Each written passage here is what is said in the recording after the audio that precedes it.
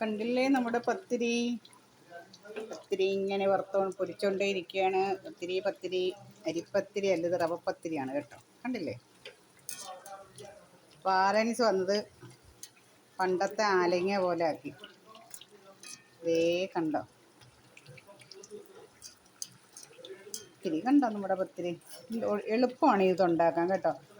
ഒരു ഗ്ലാസ് റവ, 3 സ്പൂൺ അരിപ്പൊടി, 1 മുറി തേങ്ങ, ജീരകം, ഒരു പച്ചമുളക്.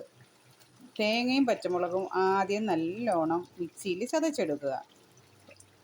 ഒരു പാൻ അടുപ്പിൽ വെച്ച് വെള്ളം തിളയ്ക്കുമ്പോൾ ഉപ്പിട്ട് ഒരു തുള്ളി നെയ്യ് ഒഴിച്ച് റവ 1 ഗ്ലാസ് ഇട്ട് 1.5 ഗ്ലാസ് വെള്ളം ഒഴിക്കണം. 1 ഗ്ലാസ് റവയ്ക്ക് 1.5 ഗ്ലാസ് വെള്ളം എന്ന രീതിയിൽ. വേണമെങ്കിൽ മഞ്ഞൾപ്പൊടി ഇടാം, വേണ്ട ഇഷ്ടമുണ്ടെങ്കിൽ ഇടാൻ മതി കേട്ടോ. ഇട്ട് തിളച്ച് വരുമ്പോൾ ഇതെല്ലാം കൂടെ മിക്സ് ചെയ്ത് നമ്മളെ ചപ്പാത്തിയെക്കാട്ടിൽ ഇച്ചിരിയും കൂടെ ലൂസായിട്ടിരിക്കണം, എന്നാലേ മയം കിട്ടത്തുള്ളൂ. റവയ്ക്കകത്താണ് ചെയ്തേക്കുന്നത് കേട്ടോ. അതിന് ശേഷം ചെയ്യേണ്ടതെന്ന് വെച്ചാൽ നല്ലോണം ഇത് കിണ്ടിയെടുക്കുക. നല്ലോണം മാവ് നല്ലോണം നനച്ച് എടുക്കുക.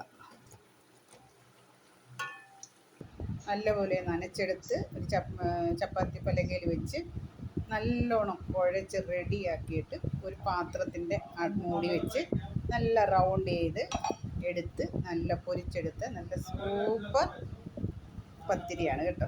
നല്ല റവയായതുകൊണ്ട് നല്ല രസമാണ് കഴിക്കാൻ.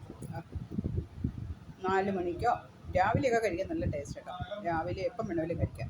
ചായ ആൻഡ് പത്തിരി എളുപ്പം നമുക്ക് ഉണ്ടാക്കാൻ പറ്റുന്ന സാധനമാണ്. എല്ലാവരും ഉണ്ടാക്കി നോക്കണം കേട്ടോ. Okay, thank you.